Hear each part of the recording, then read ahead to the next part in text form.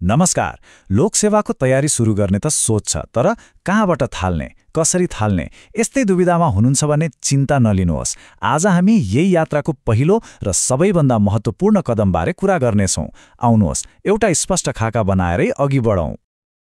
आज हामी यो पूरै यात्रालाई 4वटा सरल तर एकदमै महत्त्वपूर्ण चरणहरूमा हेर्नेछौँ। पहिलो, जग कसरी बसाल्ने। दोस्रो, पढ्ने रणनीति कस्तो बनाउने। तेस्रो, आफ्नो ज्ञानलाई कसरी जाँच्ने। र अन्त्यमा सफलताको लागि चाहिने त्यो खास मन्त्र के हो। ल, यही रोडम्याप पछ्याएर अघि बढौँ है त। ल, अब पहिलो चरणको कुरा गरौँ, जग बसाल्ने। कुनै पनि ठूलो यात्राको सुरुवात एउटा सानो तर दृढ कदमबाटै हुन्छ, होइन त? लोकसेवाको तयारीमा त्यो पहिलो सबैभन्दा महत्त्वपूर्ण कदम हो आफ्नो लक्ष्य के हो त्यसमा एकदमै स्पष्ट हुनु। हो, सबैभन्दा पहिले आफैलाई सोध्नुपर्ने प्रश्न नै यही हो। म कुन तहको परीक्षा दिने, कुन समूहको, खरिदारको लागि तयारी गर्ने हो कि नायब सुब्बा वा अधिकृत वा कुनै प्राविधिक पदतिर जाने हो।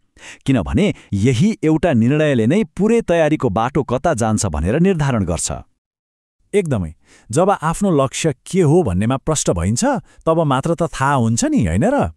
कुन पाठ्यक्रम हेर्ने, कुन किताब किन्ने, अनि आफ्नो समयलाई कसरी मिलाउने। यो स्पष्टता भएन भने त तयारी त पुरै दिशाहीन हुन्छ, कता जाने कता। ल, गन्तव्य त तय भयो।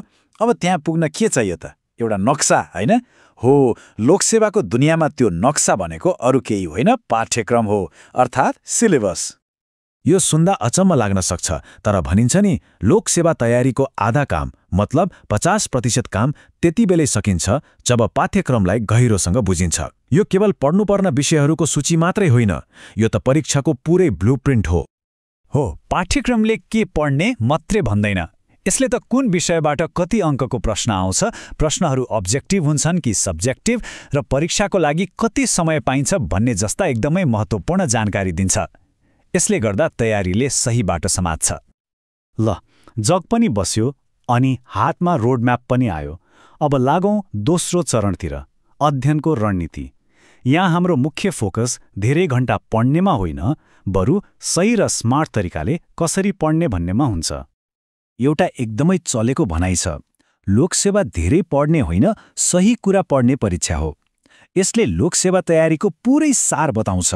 यहाँ कति गहिरो ज्ञान छ भन्ने भन्दा पनि पाठ्यक्रमले जे मागेको छ त्यो सान्दर्भिक कुरा थाहा छ कि छैन भन्ने जाँचिन्छ।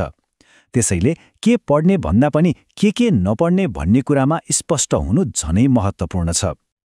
त्यसो भए ती पढ्नुपर्ने सही कुराहरू के हुन् त? पाठ्यक्रमले केही मुख्य क्षेत्रहरूमा ध्यान दिन भन्छ, जस्तै सामान्य ज्ञान र नयाँ घटनाक्रमहरू, नेपालको संविधान, शासन प्रणाली अनि इतिहास, भूगोल जस्ता विषयहरू। सँगसँगै आइक्यू, गणित वा व्याकरण जस्ता कुराहरूमा पनि सन्तुलित तयारी चाहिन्छ। अब यसलाई व्यवहारमा कसरी उतार्ने त? यहाँ एउटा नमुना तालिका हेरौँ है। दिनमा 10-12 घण्टा पढ्नै पर्छ भन्ने छैन, बरु दैनिक 4-5 घण्टा तर निरन्तर रूपमा पढ्नु धेरै प्रभावकारी हुन्छ। यो तालिकाले चाहिँ समयलाई विभिन्न विषयमा कसरी बाँड्न सकिन्छ भन्ने एउटा आइडिया दिन्छ। याद राख्नुपर्ने कुरा के हो भने सबैभन्दा महत्त्वपूर्ण कुरा निरन्तरता हो, कन्सिस्टेन्सी। ल, पढेर मात्रै त पक्कै पुग्दैन। जे पढियो त्यसलाई परीक्षाको ढाँचामा अभ्यास गर्नु पनि उत्तिकै जरुरी छ।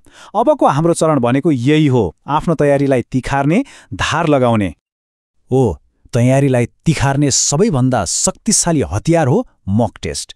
यसलाई अन्तिम हतियार भन्दा पनि फरक पर्दैन, किनभने यसले वास्तविक परीक्षाको अनुभव मात्र दिँदैन, समयसँगै कसरी दौडिने भनेर पनि सिकाउँछ। मक टेस्टले खास गरी 3वटा महत्त्वपूर्ण काम गर्छ। पहिलो, यसले प्रश्नहरू छिटो हल गर्ने स्पिड बढाउँछ। दोस्रो, गल्तीहरू कम गराएर एक्युरेसीमा सुधार ल्याउँछ। र तेस्रो, जुन सबैभन्दा महत्त्वपूर्ण छ, तोकिएको समयभित्र परीक्षा कसरी सक्ने भनेर टाइम म्यानेजमेन्टमा पोख्त बनाउँछ। त्यसैले यो सल्लाहलाई एकदमै मनन गरौँ है। धेरै मक टेस्ट दिनुहोस्, धेरै गल्तीहरू गर्नुहोस्, किनकि वास्तविक परीक्षामा गल्ती गर्ने छुट हुँदैन। अभ्यासमा हुने हरेक गल्ती वास्तवमा सिक्ने एउटा अवसर हो। जति धेरै गल्ती यहाँ गरिन्छ, रियल एक्जाममा सफल हुने सम्भावना उति नै बढ्छ। ल, अब हामी यो विश्लेषणको अन्तिम खण्डमा आइपुगेका छौँ, सफलताको मन्त्र। यो खण्ड पढ्ने तरिका भन्दा पनि मानसिकतासँग बढी सम्बन्धित छ। त्यो माइन्डसेट जसले कडा परिश्रमलाई सफलतामा बदल्छ। एउटा कुरामा प्रष्ट हौँ, यो यात्रा सजिलो पक्कै छैन। यो चुनौतीपूर्ण छ। बाटोमा धेरै उतार चढावहरू आउँछन्, तर सही रणनीति र दृढ सङ्कल्प भयो भने यो यात्रा असम्भव भने पटक्कै छैन। यो सम्भव छ। अन्ततः सफलता जम्मा 3वटा स्तम्भहरूमा टिकेको हुन्छ। पहिलो, निरन्तरता, मतलब हरेक दिन पढ्ने बानी। दोस्रो, धैर्य, यानि कि परिणामको लागि हतार नगरी प्रक्रियामा विश्वास गर्ने क्षमता। र तेस्रो, अनुशासन, आफूले बनाएको योजनामा अडिग रहने प्रतिबद्धता। साँच्चै भन्ने हो भने लोकसेवाको सफलता मन्त्र यही नै हो। ल, यति कुरा थाहा पाइसकेपछि अब पालो आउँछ कार्यान्वयनको। अबको अर्को कदम के हुनेछ?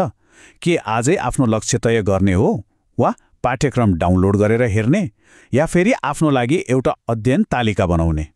कदम जेसुकै होस्, सुरुवात भने आजैबाट गरौँ।